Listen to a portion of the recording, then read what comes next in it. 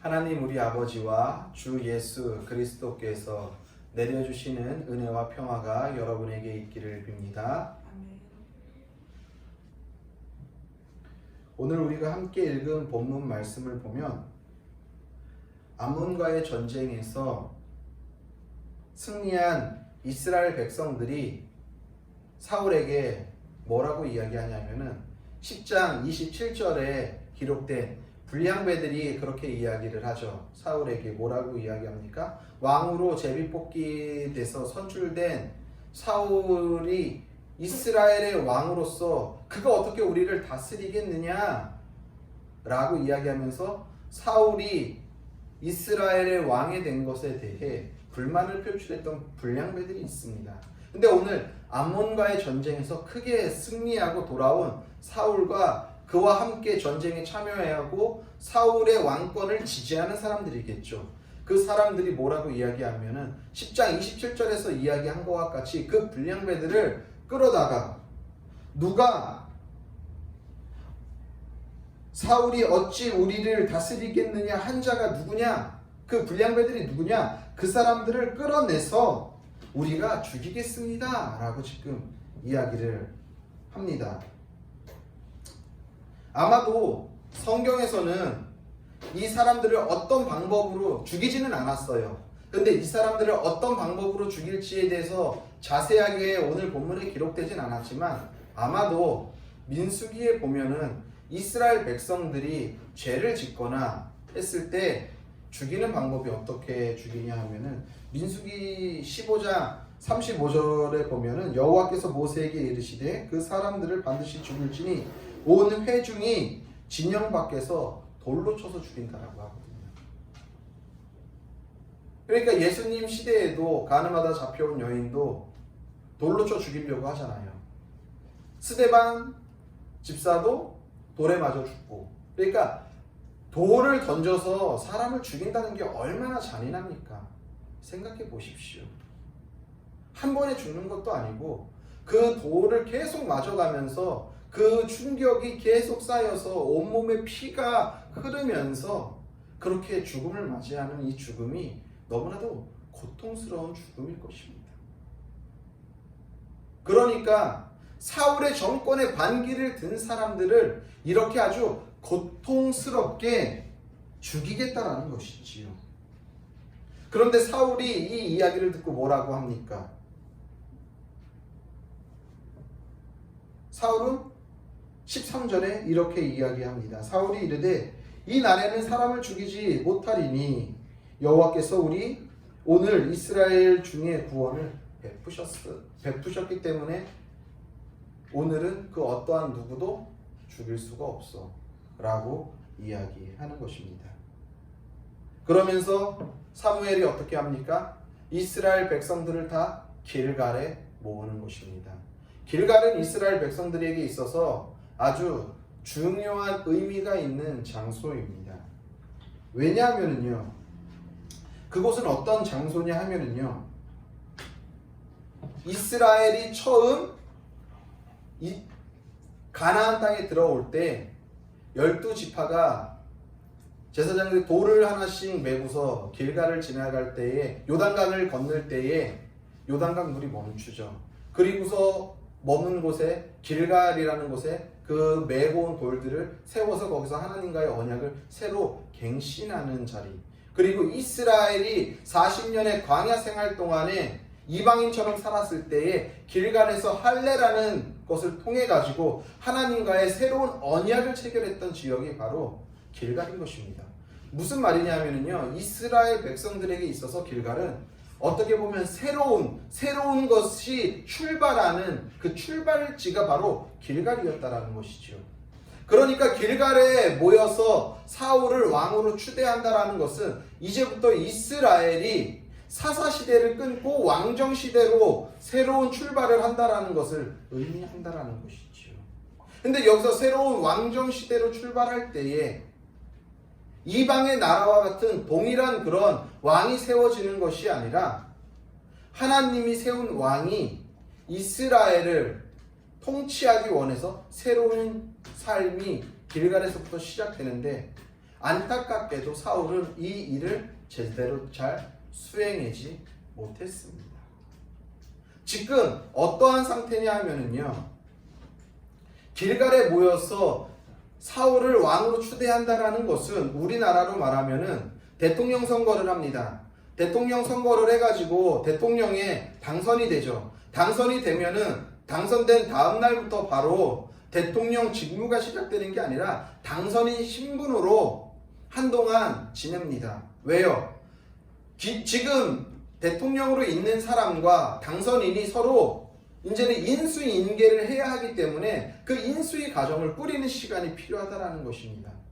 그리고서 대통령 선거가 끝나고 약 두세 달 정도 지나야지 이제는 이 모든 것들이 인수인계가 되고 기존에 있었던 대통령은 퇴임을 하고 새롭게 당선인 신분이었던 사람이 취임을 해서 국정을 운영한다라는 것이지요. 사울도 마찬가지라고 생각하면 됩니다. 처음에 당선인 신분으로 있다가 암몬과의 전쟁에서 승리를 거두고 이제는 모든 이스라엘 백성들 앞에서 공식적으로 이스라엘 초대 왕으로 취임하게 된다는 것이죠. 그런데 우리는 여기에 좀 의문이 듭니다. 왜 의문이 드냐면요, 제가 지난 시간에도 말씀드렸지만 상식적으로 세상의 방법은요 이렇게 은혜롭게 흘러가지 않아요. 무슨 말이냐 하면은요, 분명히 사울이 당선이 됐어요. 그쵸? 많은 사람들이 100% 지지를 받지 못했지만 그래도 많은 사람들의 지지를 얻어서 이스라엘의 초대 왕으로 선출이 된 거예요. 그런데 거기 불량자들이 있어요. 사울을 인정하지 않아요. 그런데 어떻게 보면은 사울이 오늘 이스라엘 왕이라는 것을 암몬과의 전쟁을 통해서 승리를 통해서 증명해낸 거예요. 그렇죠? 그러면은 어떻게 될까요? 사울 왕위는 더 곤고해지겠죠. 권력은 더 강해질 거예요. 그러니까 바로 어떻게 나와요? 오늘 11장 12절에서와 같이 누가 사울이 우리를 다스리게 했느냐고 한 사람이 누굽니까? 끌어다 내서 돌로 쳐 죽입시다. 당장 이렇게 나오잖아요. 배반자가 누구인지, 이 정권을 흠는 자가 누구인지, 이것을 반대한 자가 누구인지, 우리 진영의 반대의 선자가 누구인지 색출해서 그 사람들을 다 없애버립시다 라고 당장 나오는 거예요. 그럼 우리는 우리의 일반적인 상식으로라면은 어떻게 해야 돼요? 사울이 오늘 말한 것처럼 우리의 하나님께서 오늘 우리에게 큰 승리를 주셨으니까, 우리에게 구원을 베푸셨으니까 오늘 그 누구도 죽을 수 없어라고 말하는 게 정상입니까? 아니면은 누군지 다 한 명도 빠뜨리지 말고 데리고 와. 다 목을 쳐. 우리 조선시대만 해도 왕의 정권을 위협했던 반란을 꿈꿨던 사람들은 다 어떻게 하죠? 다 그냥 하나같이 목이 날아가는 거예요. 아니면은 아무도 없는 섬에 유배당하는 거예요.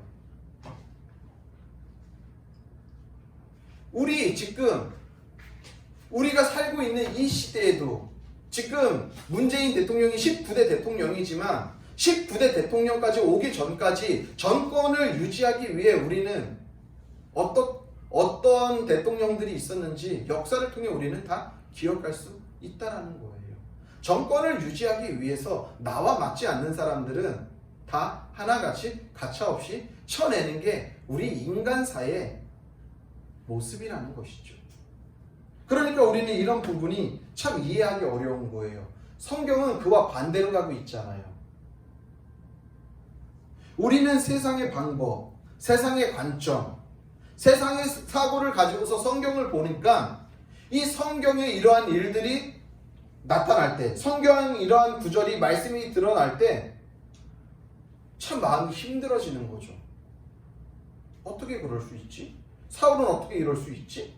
이해가 안 가는 거죠. 시대는 달라졌죠. 이스라엘이라는 그 사울이 활동했던 그 예전의 시대와 지금의 시대는 많이 변했지만, 모습은 달라졌지만 여전히 나의 생각과 나의 뜻, 내가 가는 길에 반하면은 이 모든 것이 제거 대상인 것은 변함이 없는 거예요. 내가 가는 길에 방해가 되는 것은 다 악의 축인 거죠. 그러니까 제거의 대상이 되는 거예요. 그런데 사울은 오늘 그렇게 하지 않는다는 것이죠. 그 이유가 무엇일까요? 왜 사울은 그렇게 해도 무방하잖아요. 왜? 이제는 모두가 사울을 인정하니까 왕으로.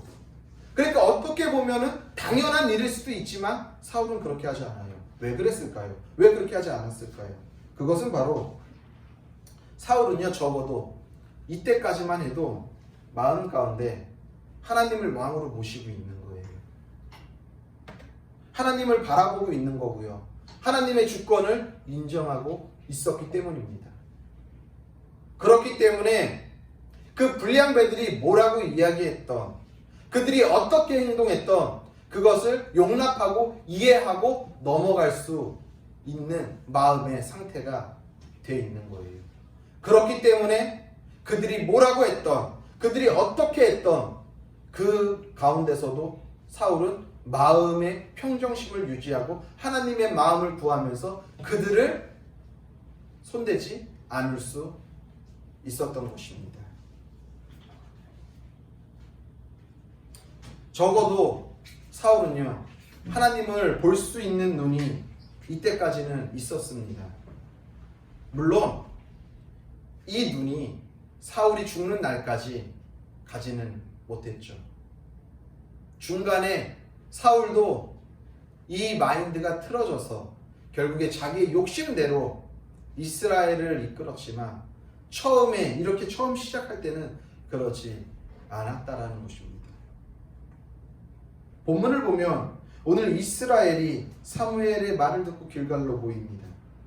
앞에서도 제가 말씀드렸습니다. 길갈의 의미는 이스라엘 백성에게 있어서 매우 중요하다라고 이야기했습니다. 여호수아서 4장, 5장을 통해서 우리는 그것을 볼 수 있습니다. 제가 더 자세하게 이야기하진 않겠습니다. 여호수아서 4장, 5장을 통해 보면은 그 길갈이 이스라엘에게 있어서 어떤 의미인지 알 수 있습니다. 그렇기 때문에 길갈은 하나님과 이스라엘과의 관계에서 새로운 삶을 살아갈 수 있도록 관계를 다시 회복시키는 장소라는 것이지요. 길갈에서 왕을 세운다는 의미는 이스라엘의 나라 자체를 하나님께서 이제는 새롭게 하겠다라는 것을 의미한다라는 것입니다. 새로운 삶이 시작되는 것이죠. 이스라엘의 왕이 세워진다는 것은 어떻게 보면은요, 인간의 불순종과 하나님의 주권적 개입이라는 두 가지 문제가 얽혀 있는 사건이에요. 왜냐하면요, 이스라엘이 왕을 원했던 건 뭐죠? 하나님의 주권을 인정하지 않은 거잖아요. 우리도 이방인의 왕 같은 왕을 세워줘가지고 우리가 저 이방인들을 보니까, 이방인들의 왕들을 보니까 군사적으로도 강하고 잘 먹고 잘 사는 것 같으니까 우리도 그런 왕을 요구해서 그런 왕을 세워달라고 한 것입니다. 그런데 하나님께서는 이스라엘의 왕을 세우신 이유는 무엇이죠? 그것을 그렇게 그들이 생각하는 마인드에 합해서 하나님이 세우신 게 아니라 이스라엘 왕을 세워도 그 왕은 누구다? 하나님이다 라는 것을 보여주기 위해서 이스라엘의 왕을 세운 거예요. 한 왕이 세워졌지만 각자 생각하는 게 다른 거죠. 이스라엘 백성이 생각하는 생각과 하나님의 생각이 거기서 첨예하게 얽혀 있는 것입니다. 이스라엘 백성은요, 하나님을 버리고 세상의 왕을 구했어요. 하나님은 이런 이스라엘에게 왕권이라는 제도를 통해 하나님이 이스라엘을 통치하고 다스린다라는 사실을 어떻게든 이스라엘 백성을 통해 알려주고 싶으신 거예요. 그 하나님의 의지가 담겨 있는 게 이스라엘 왕을 세우신 거예요. 그것을 통해서. 사울은 적어도 그걸 알고 있었어요. 그렇기 때문에 암몬과의 전쟁의 승리를 자신의 공으로 세우지 않는 거예요. 하나님은 왕권을 통해서 하나님의 은혜를 계속해서 이스라엘 백성들 가운데 흘려보내기 원하고 계신 것입니다.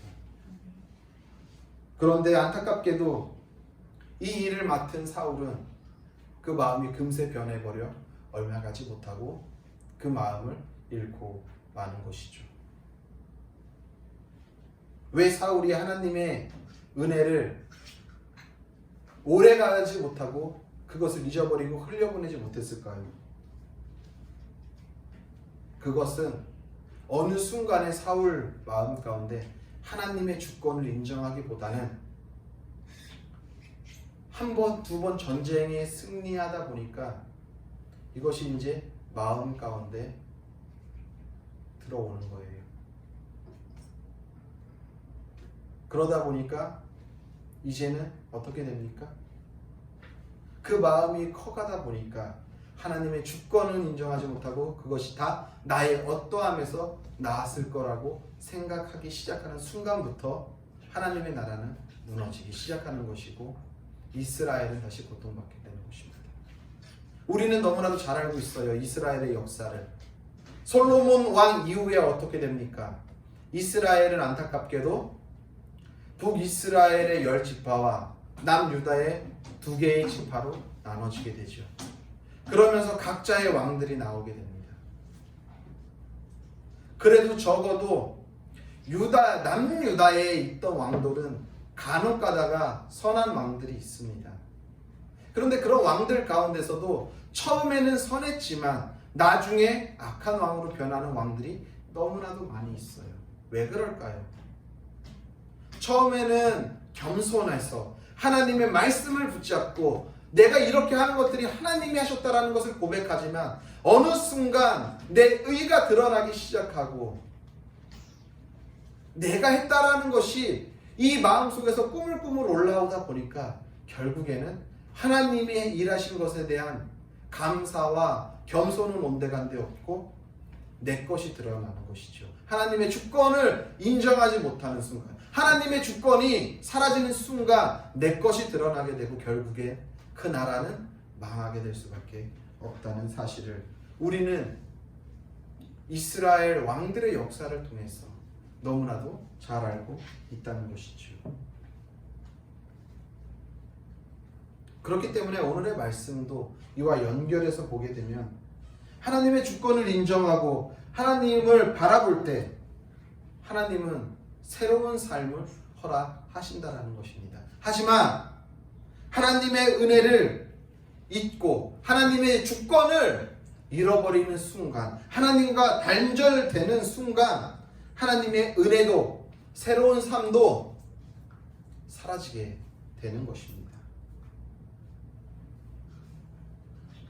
사무엘하 14장 28절 이하에 있는 말씀을 보면 어떤 내용이 나오냐면요, 이런 내용이 나와요. 다윗이 많은 자녀들을 두고 있습니다. 그런데 그 자녀 가운데 암논이라는 아들이 있고요, 압살롬이라는 아들이 있어요. 압살롬이 암논을 죽이게 됩니다. 그리고 아버지를 피해, 아버지 다윗을 피해 그술 땅이라는 곳으로 도망쳐요.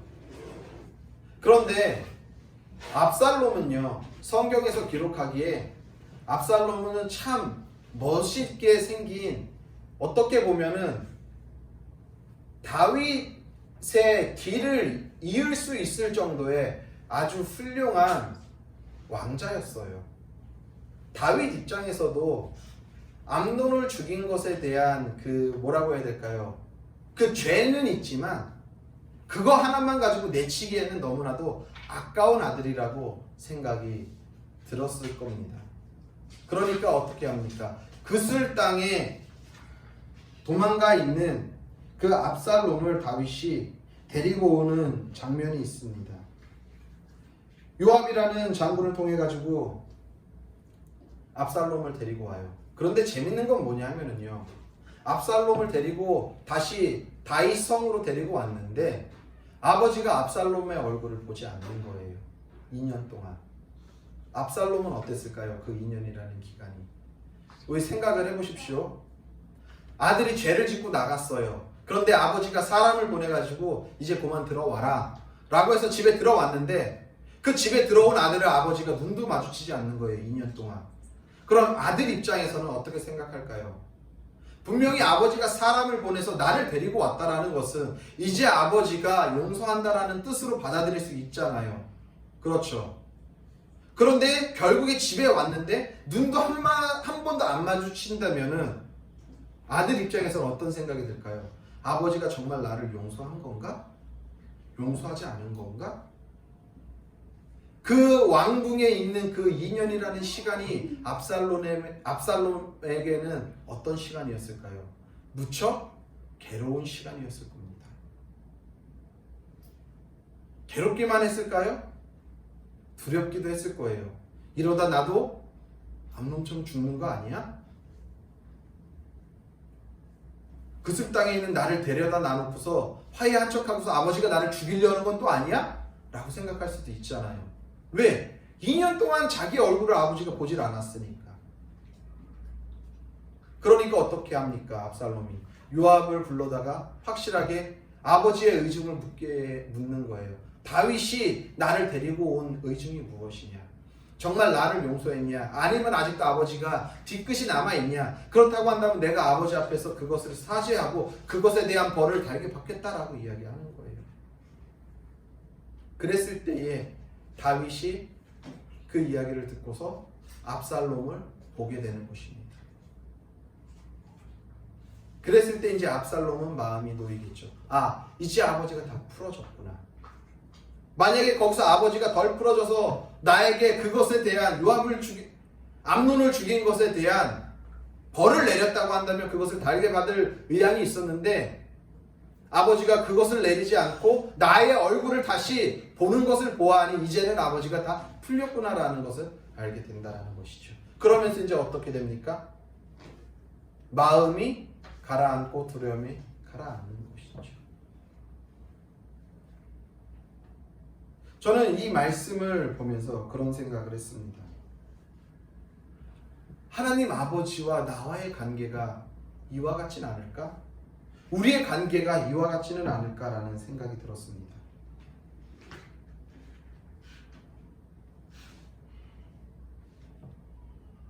아버지와 우리와의 관계가 무너지면요, 우리가 아버지의 얼굴을 볼 수도 없어요. 그렇죠? 하나님은 좀 다르겠지만 우리 인간적인 부모는 때로는 자녀와 관계가 틀어졌을 때 당장은 얼굴이 보고 싶지 않은 거예요. 꼴도 보기 싫은 거예요. 부모와의 관계가 틀어지면 그렇구나. 내가 하나님과의 관계가 틀어지면 그럴 수 있겠구나. 하나님은 오늘 새로운 삶을 명했는데 내가 하나님과의 관계가 틀어져서 그 새로운 삶을 살아가지 못하는 것은 전적으로 나에게 그 책임이 있구나 라는 것을 보게 되었다는 것입니다.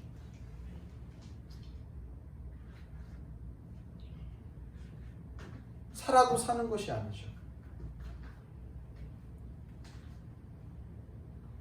오늘 이스라엘은 그동안의 모든 것들을 청산하고 다시 새로운 삶을 살기 위해 하나님께서 이스라엘의 새로운 새 왕을 선택하시고 길갈에 모이게끔 하셔서 새롭게 언약을 갱신해서 출발하게끔 오늘 하나님은 그들에게 은혜를 베풀어 주신 거예요. 이때까지만 해도 하나님과의 관계가 아주 명확했죠. 사울과 하나님과의 관계, 그리고 길갈에서 예배 드리어서 회복된 이스라엘과 하나님과의 관계가 명확했을 것입니다. 그런데 그것이 얼마 가지 못한 것이 참으로 안타까운 그들의 현실이었던 것이죠. 하나님과의 관계가 바르게 성립될 때, 정립될 때, 그때 비로소 새로운 삶이 시작된다라는 사실을 우리는 기억해야 할 것입니다. 어떻게 보면은 지금 이 코로나 이후의 시대에 많은 사람들이 그렇게 이야기를 하지요. 뭐라고 이야기합니까? 예전처럼 다시는 돌아가지 못할 거라고. 지금 어떻게 보면 이 마스크를 쓰고 생활하는 삶이 이제는 불편하긴 하지만 익숙해져가는 듯 하기도 하지요. 근데 이 마스크를 언제 벗을 수 있을까요? 많은 전문가들이 전 세계가, 우리나라가 코로나가 끝난다고 해서 코로나가 끝나는 것이 아니죠. 왜? 우리나라 혼자만 살아갈 수 없잖아요. 국경을 닫고서 그 누구도 못 들어오게 할 수 없어요. 지금도 하루에 확진자가 적게는 30명, 많게는 60명씩 나오고 있는데 이 중에 거의 3분의 1, 반 이상은 해외에서 유입된 해외 사례인 거예요. 그렇기 때문에 우리나라가 끝난다고 해서 코로나는 끝나는 것이 아니라 세계가 다 함께 종식돼야 하는데, 전문가들이 예측하기로는 이 코로나가 한 텀이 끝나려면 적어도 내년 겨울이나 한 텀이 끝날 거라고 이야기하고 있는 거예요. 우리는 앞으로 이 불편한 생활을 1년 반이라는 시간을 더 해야 할지도 모르는 거예요. 그 전에 치료제가 개발이 되고 그 전에 백신이 개발이 되면 좋겠지만 그것도 회의적이에요. 쉽지 않다라는 것이죠. 어떻게 보면은 코로나 이후에 우리는 정말 새로운 삶에 맞닥뜨릴 수 있어요. 맞닥뜨리고 있는 삶이 아마도 지금 이 순간이 될 수 있다는 것이죠. 그럼 우리는 이 새롭게 코로나 이후 포스트 코로나에 어떻게 우리는 살아갈 수 있을까요? 우리 삶에 새롭게 열리는 이 시대에 우리는 어떻게 살아갈 수 있을까요? 이 새로운 삶을 어떻게 살아갈 수 있을까? 그것은 오늘도 우리가 주님을 바라보고 주님과 연합하여 살아갈 때에 이 시대에 새로운 삶을 온전히 살아갈 수 있을 것으로 생각됩니다. 많은 교회에서도요, 지금 많은 세미나들이 이제 열리고 있어요. 코로나 이후에 우리 교회가 어떻게 대응해야 할지 답은 없어요. 왜요? 한 번도 이 길을 가본 사람들이 없기 때문에, 누구도 이 길을 먼저 갔던 적이 없기 때문에 경험이 없는 거예요. 다 똑같은 선상 위에 지금 놓여 있는 거예요. 거기서 어떻게 우리가 살아가냐에 따라 이 새로운 시대에 이 새로운 삶을 주님이 원하는 모습으로 만들어갈 수 있고, 그렇지 않으면 그 삶은 더 이전의 삶보다도 더 비참하고 후퇴되는 삶으로 만들어질 수 있다는 것입니다. 하나님과의 관계가 바로 섰을 때 새로운 삶도 거룩하게 시작되고 바르게 시작된다는 사실을 기억하시길 바랍니다. 사랑하는 성도님들, 새로운 삶이 의미하는 것은요, 지금의 삶의 현장에서 벗어나 더 나아 더 좋은 삶을 살아가는 것이 새로운 삶이 아닙니다. 새로운 삶을 산다는 것은요, 하나님과의 관계가 바로 세워졌을 때, 하나님의 얼굴을 온전히 바라볼 수 있을 때, 곧 그때가 새로운 삶의 시작이라는 것이죠. 코로나19로 인해 사회가 무너지고 교회에서 예배를 온전히 드리지 못한다 할지라도 내 마음 가운데, 나의 삶 가운데 온전히 하나님을 바르게 바라볼 수 있다고 한다면 그곳이 바로 새로운 삶의 출발점이라는 사실을 기억하시길 바랍니다. 저는 우리 성도님들이 오늘 말씀을 통해 다시 주님 앞에서 새로운 삶의 출발점을 길갈에서 이스라엘 백성이 갱신했던 것과 같이 우리의 삶도 다시 주님 앞에서 이 코로나 시대에 다시 한번 갱신하길 원합니다. 그것은 다른 것이 아니라 오늘도 하나님과의 관계가 틀어진 것이 있다고 한다면 이 자리에서 풀고 다시 주님과의 관계를 회복하고 주님의 얼굴을 바라보고 그래서 주님과의 새로운 관계를 회복해서 주님으로부터 시작되는 새로운 삶을 시작되길 원합니다. 부디 우리 모두는 오늘도 하나님 안에서 하나님과 바른 관계를 맺고 하나님을 통해 새로운 삶을 살아가시는 성도님들의 삶이 되시기를 예수님의 이름으로 간절히 소원합니다. 이제는 우리를 위하여서 십자가에 달려 죽으신 예수 그리스도의 은혜와 그의 아들을 아낌없이 십자가에 내어주신 하나님 아버지의 영원하신 사랑과 성령의 교통하심과 위로하심과 역사하심이 오늘도 하나님의 얼굴을 배웠고 주님과의 관계를 회복하여 새로운 삶을 살아가기로 결단한 성도들 머리 위에와 그들의 가정과 섬기는 교회와 그리고 나라와 민족과 더 나아가 세계 열방 가운데 이제로부터 영원히 함께 계시기를 간절히 축원하옵나이다. 아멘.